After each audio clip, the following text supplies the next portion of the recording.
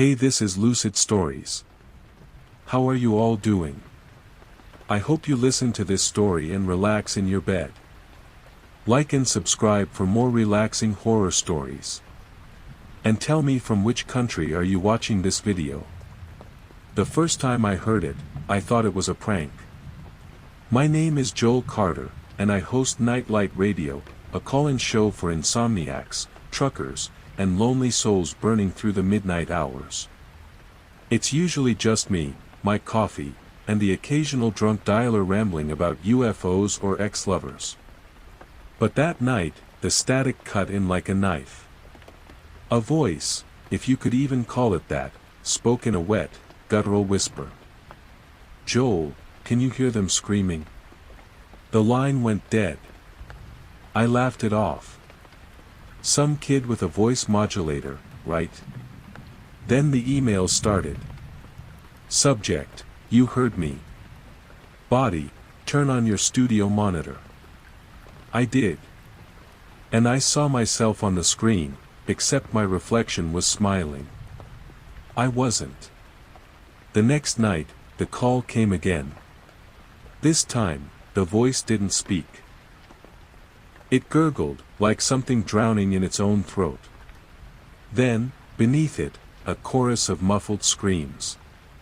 My engineer, Dave, swore the call wasn't coming through the phone lines. "It's broadcasting directly into the system," he said, face pale. "Like it's using our frequency, but we never picked it up." That's when the lights flickered. And in the darkness, my headphones filled with a single, shuddering breath before the voice whispered, "We're in the studio with you." I ripped them off. The room was empty. But on the glass separating me from Dave's booth, a single word was smeared in something dark and sticky. "Look." The emails grew more frequent. Attachments: blurry photos of my apartment taken from inside. Security footage of me sleeping, with a shadow standing motionless beside the bed. Worst of all, listeners started calling in, frantic. "Joel, man, what the hell was that noise last night?" one asked. "Sounded like something crawling through the radio." Then, yesterday, Dave didn't show up for work. His wife called me, sobbing. "He won't stop whispering," she said. Asterisk, just keep saying. Joel, let them in. I hung up. And that's when I saw it. On the broadcast monitor, my reflection leaned in, lips peeling back into a grin full of needle-thin teeth. "You're live in 5, Joel," it said. The mic was already on. The studio lights buzzed overhead, flickering like a dying heartbeat. My hands shook as I stared at the monitor, at it, my own face stretched into something impossibly wide, eyes black as oil spills. "You're live, Joel," it repeated, voice syrupy with malice. I fumbled for the mute button. Nothing happened. The mic was hot. Every ragged breath I took was broadcasting to thousands of unsuspecting listeners. Then the voice came through the headphones again, not from the call, not from the speakers, but inside them, vibrating against my eardrums. "Let's give them a show." The studio door slammed shut behind me. For 3 hours, I begged. I screamed. I played music, anything to drown out the whispers threading through the static. But the calls kept coming. "Joel." A child's voice, giggling. "I'm under my bed now. Something's here with me. Why did you wake us up?" An old man, wheezing like his lungs were full of mud. The final call came at 3:17 a.m. "We're outside your house, Joel." A woman, her voice cracking with terror. "There are figures standing in every window. There." A wet crunch. Silence. Then, the voice from the static returned, pleased. "Audience participation." I found Dave's coat still hanging in the break room. His phone was in the pocket, recording. I pressed play. "It's not a broadcast," Dave whispered on the tape, frantic. "It's a summoning. Joel doesn't realize, every time he plays their calls, every time someone listens, it pulls them closer." A thud. Glass breaking. Then, a new voice, barely human. "We're in the walls now." The recording ended. So did the power. In the sudden dark, the studio monitors glowed to life, dozens of them, each showing a different room in my house. And in every screen, shadows moved. Waiting. This is my last broadcast. I barricaded myself in the studio, but the phones won't stop ringing. The voices are louder now. They're learning to speak. One just whispered my address. Another recited my social security number. The worst part? The emails keep coming. Subject: "We hear you." Attachment: a photo of me, taken 5 seconds ago, from behind. I'm signing off now. But if you're listening, really listening, you'll hear it too. That faint static in the silence. The whisper underneath your bed.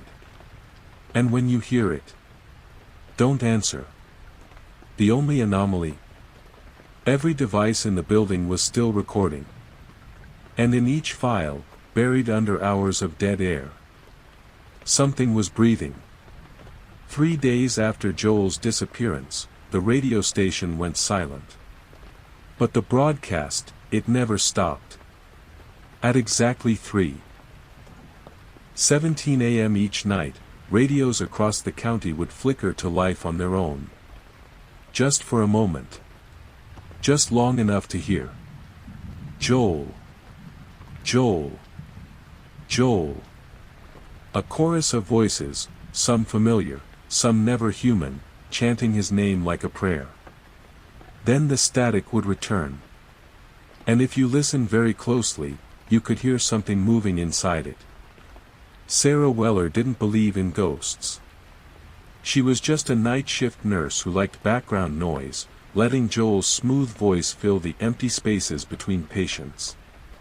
But after that broadcast, she started hearing things. First, it was just whispers in the hospital's empty corridors.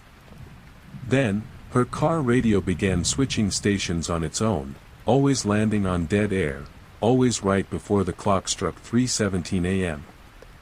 Last night, she checked her security camera. The footage showed her sleeping peacefully, while a shadowy figure stood in the corner of her bedroom, leaning over the baby monitor. Its mouth was moving. The audio was nothing but static. Pause here. Let your audience lean in. The police found Joel's phone in the studio. One outgoing call. To his own home number. When detectives played the voicemail, all they heard was, "I'm sorry. I didn't know they were hungry." Then, wet chewing sounds.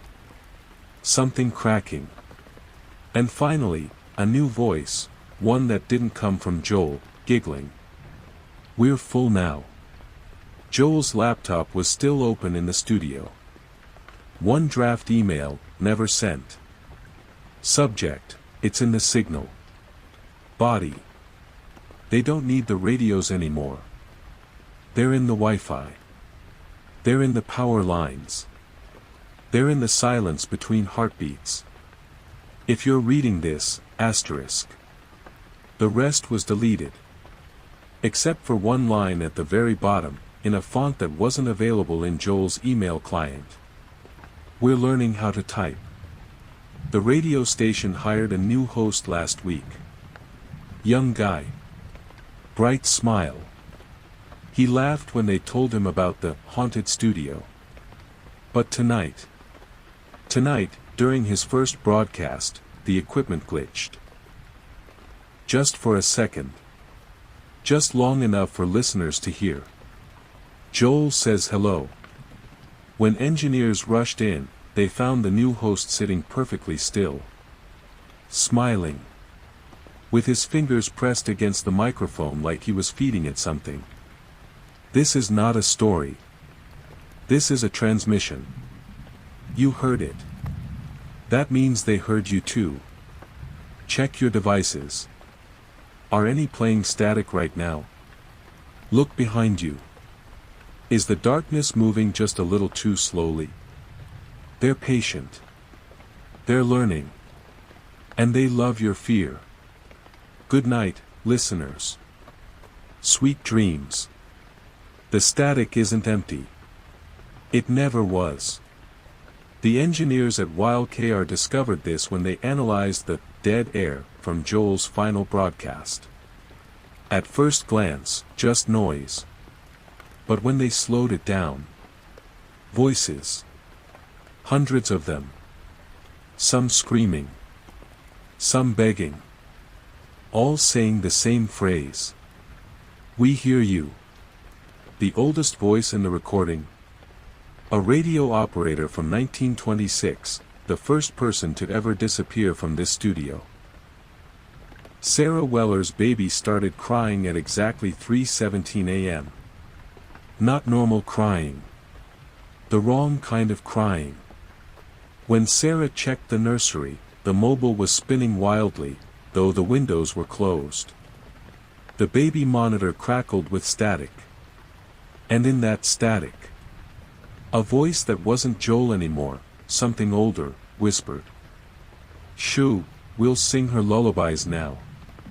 The next morning, Sarah found her infant staring at the monitor. Smiling. With all her teeth. Mark, the new host, thought he was being clever. He brought holy water. Salt. Even a digital recorder to catch proof of the haunting. The equipment captured everything. 3:01 a.m., Mark chuckles about ghost stories.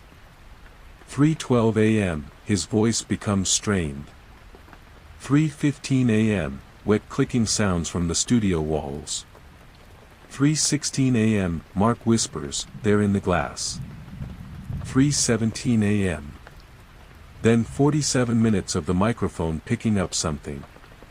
Licking the equipment. Police found Mark's phone in the studio bathroom. The last video shows his reflection in the mirror, except it's not his reflection. The thing in the glass grins with needle teeth and whispers. We don't need the radios anymore. Then it reaches through the mirror. But the video keeps recording for 8 more hours. Just darkness. And the sound of chewing.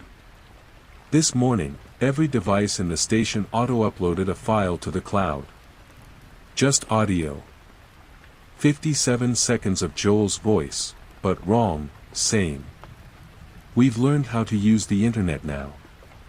Then an address. Your address. And finally. Final transmission. They're in the wires. They're in the waves. They're in the screen you're reading this on right now. Don't look at the static. Don't answer the whispers. And whatever you do, don't check your reflection too closely. Because tonight at 3:17 a.m. Sound of microphone feedback building. They're broadcasting live from your house.